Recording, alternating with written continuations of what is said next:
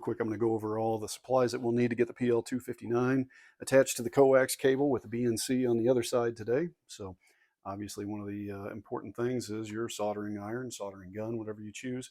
I have the Weller 140-100. Obviously that's overkill for what we're trying to do here. I do have a soldering iron as well, but we'll use this one for today. Try to keep it a little bit on the lower side. Got this off of Amazon. The heat gun works awesome. Also need some heat shrink tubing, a good multimeter to test for conductivity between the hot to hot, ground to ground, and make sure that there is no conductivity between hot and ground once you're done. Good set of snips, which I already snipped off. So this is the lead that I'm going to be using for it that goes onto the arrow antenna. It's actually with the buddy stick, it came with the coax cable that has the BNC on both ends. I don't need it on both ends. I only need the PL-259 on the one end and the BNC on the other end so that it connects into the mount for the buddy stick. So I'm sacrificing this for the sake of the Arrow 2 satellite antenna, and this should work out really well. Needing to go on to the 440 side, it'll be a nice short little stub, and we're going to do the PL-259 that'll then go into the receive radio. Show all that whenever it's done. So this is what we're going to be using today to put together. One piece of the heat shrink tubing, and you're going to need some of your rosin core solder, and the most important tool to do this job, bar none, the sharpest knife you can possibly find. I like to use just a brand new box cutter blade. The reason this is so important is because whenever you're cutting into the sheathing, it's a very delicate process between cutting too much, cutting not enough. You don't want it to nick the ground braid or anything like that so that it causes an issue and maybe you lose your ground if the cable starts to flex or bend. If you've nicked this or anything in any way and it's flexing, which most things do in a mobile application, you're going to possibly end up breaking the ground off or anything like that. So I'll show you the process on that whenever we get to that portion. And those are the things that we're going to be using today to get the job done. All right, so we got a few things out of the way and we're going to get started. So one thing I forgot to mention was that do not ever purchase these PL-259s off of Amazon. They are absolute, complete, and total junk. The only reason I'm using it today is because I'm still waiting for my good Amphenol ones to come in, and this is all I had laying around, but I've got to get this done today because field day is tomorrow, so I can't sit around and wait. So unfortunately, I'm gonna have to do this, and then we'll end up doing it again later at some point in time. But word to the wise, do not ever get these. They're complete and total junk. Super cheap. The insulation in between the hot and the ground is very weak. It doesn't take any heat at all, and it'll start to move around and wiggle and all that kind of stuff. As long as you don't overdo it, they're okay. It'll get you by, which is all we're hoping for today. So, all right, the way I like to start this out is just a real quick hand measure. Now, this technique for installing PL-259s was shown to me by my Elmer, W0CYC. He's a silent key now. He's a World War II vet. He was in the day of ham radio when you built all of your own stations and amplifiers and power supplies and everything else. And he taught me a lot of everything that I know. And so this is the technique that he showed me to do everything. So first off, whenever you got the center conductor in the ground, there's only a certain distance that it needs to go. So I just do a real quick finger measurement with it and hold them up, and I want to have the center conductor just stick out just a little bit to make sure we've got enough. And then your inside insulator is basically right about there where the thumb's at. So I just mark it with my thumb, pinch it off, and it just happens to be where the R is on the RG8U, so it's easy to follow. And then what you want to do is very gently with a super sharp blade. It's the key because you'll feel it. You'll feel it go through the insulator. Just give it just a little bit of a push and a little bit of a rotate right around on that spot. And then you can give it a little bit of a pull. And you can see that just that easily it went through, and where it didn't, you can easily see. So that one is a good, nice, clean, easy cut. Except for right there. And again, just put it in there, just give it just a little bit of a roll, and it's off. So then you should be able to, after the little bit of flex, get your fingernails in there and just gently pull it right on off. And as you can see, nice, clean, perfect braiding. Next thing that we want to do, you always want to make sure that you put this on first. I couldn't tell you even after 24 years of doing this and being a ham, how many times I have gotten ahead of myself and forgot to do this to prepare yourself. And then also the reducer. Get your reducer on and ready. Also, we better put the heat shrink tubing on there first and get that down out of the way, or we'll be right there where I forgot to do something. Push that down in, get it out of the way. Now the next portion, obviously, so we've got our center conductor and the outer rubber housing stripped down to where we need it to be. The next portion is going to be gauging out where you want this to go. Now, obviously, as you can tell with this RG8U is what it is. It's a really, really small diameter and the reducer doesn't fit. Hence why we want to make sure and get the heat shrink tubing on it so you don't get any twisting or anything on it later. So this is going to be a little bit more difficult than using some of the like RG58X where it's a little bit larger diameter, but the principle is going to be the same. So from this point, you want to kind of hold it at the insulation and then very gently start to pull your braiding and then push it all the way down where the braiding stays together. And you've got a nice basket weave of the braiding still intact all the way down to your outer insulator. Then push everything back up into place. Work it all down, nice and neat, nice and neat, nice and neat.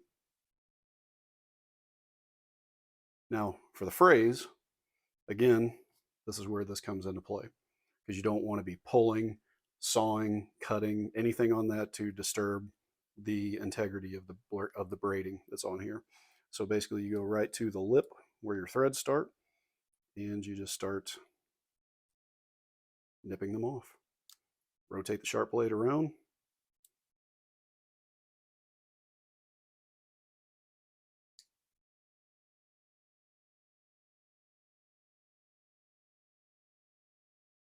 Find any of the frays that didn't get through on the first time. It's that easy.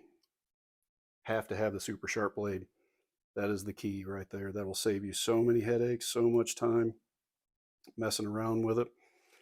All right, so now we've got a perfectly clean where the threads aren't going to grab up some of the shielding, bind it up and twist it. That's basically what we're trying to avoid with it is once we have the insulator for the center conductor cleaned off and we're ready to screw everything together, you want to make sure that there is absolutely no thread contact whatsoever between the shielding and that. And as a matter of fact, I don't like that too much, so we're going to take that little nip off. Make sure that that one's not in the way. So that's what you're looking for. Nice, good, solid. Now the next portion is, so if you can see on the inside, there is a little bit of separation in between the center conductor and the insulator on the inside. So what I always do also is leave just the tiniest amount of insulation in between the center conductor and where the braiding is. So that way you've got just a little bit of a buffer zone that can kind of go down into the hole. And then that way you've got just a little bit of something that it can twist on if it gets twisted. So again, you're not binding up on what the braiding is. So just get down real nice and close, but give you just enough. And same thing, just a little push, just a little push.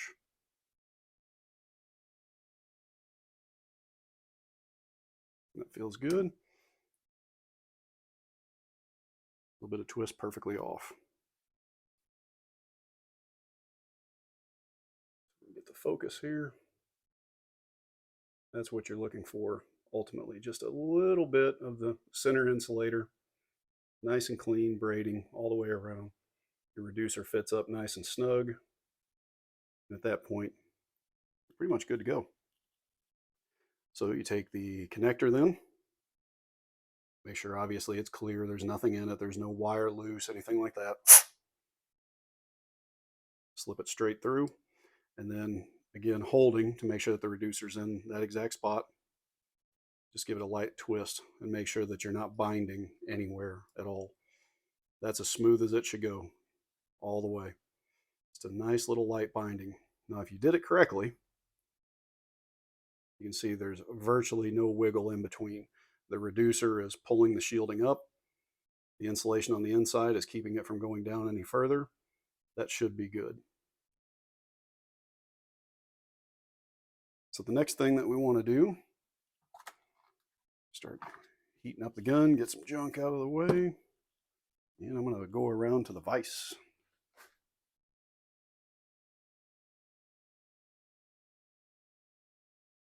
Now at the vise,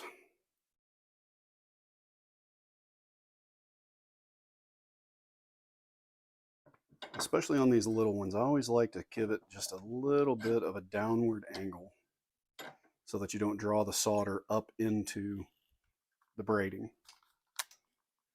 These coax connectors especially are, again, like I said, horrible about the heat transfer.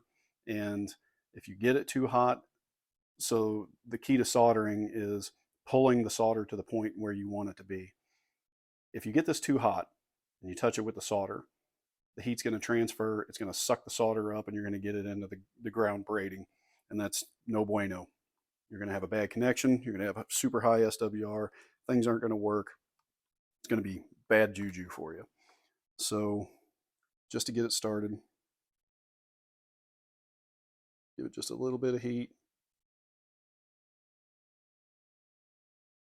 enough just to kind of hold it in place for now.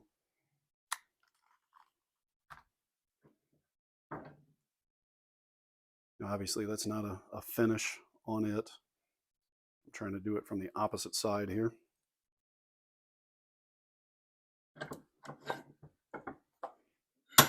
And again, hold it. Now with this one, same thing. I want to do the opposite direction with the solder just to make sure that it doesn't draw it to the other end. So I put the angle the opposite direction so that if anything overheats or goes too far, the solder is going to flow basically with the gravity downwards instead of upwards into everything else.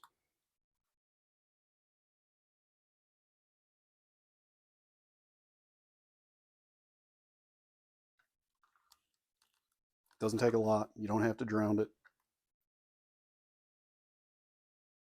All you want to do is get a good clean connection between the ground shielding and the outside. Flip it over. Same thing to the other side. Now this side, a little bit better on keeping the braiding on it. So this one should go nice and clean as well.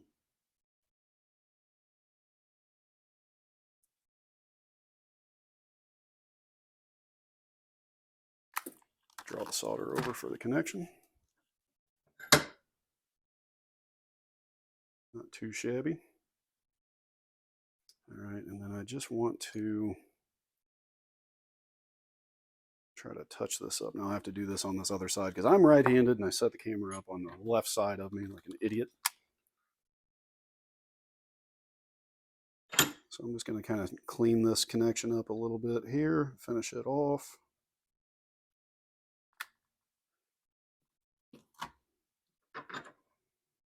Always on the downward angle to make sure it doesn't go.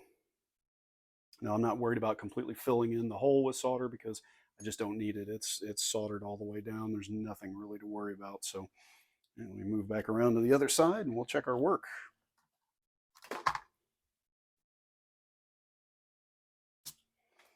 Now this is where the multimeter comes in. So I've already got it set for a conductivity test.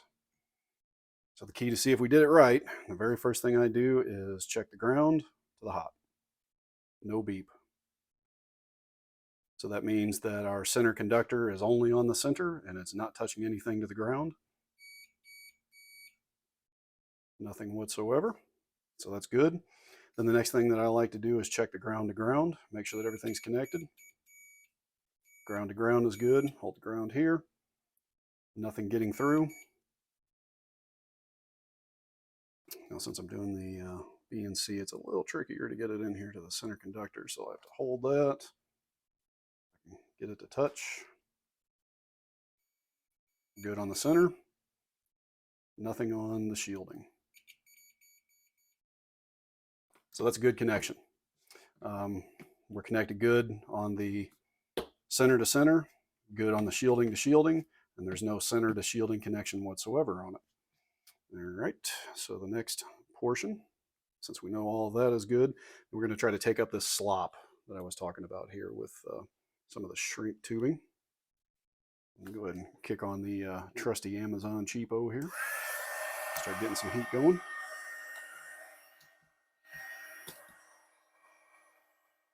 Gently move this into place without disturbing.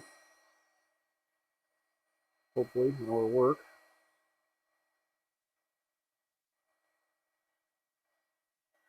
That's good.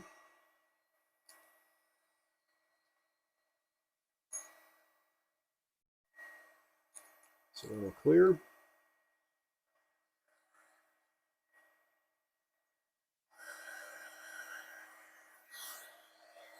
And start the shrinkage.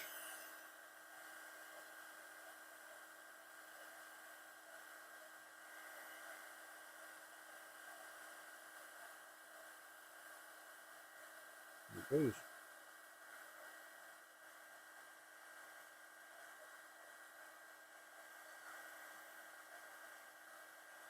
This heat shrink tubing that I selected here has the adhesive inside of it.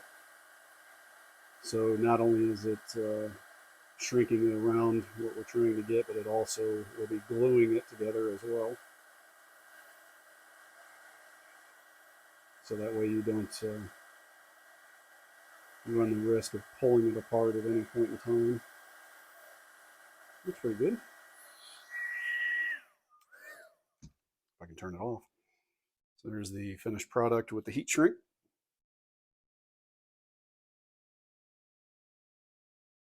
Fairly decent. Still a little bit warm to the touch, but I'm going to make sure that everything fits. Perfecto. That's how I install PL-259s. Thanks for stopping by the shack. I hope you enjoyed the video. 7-3 for now.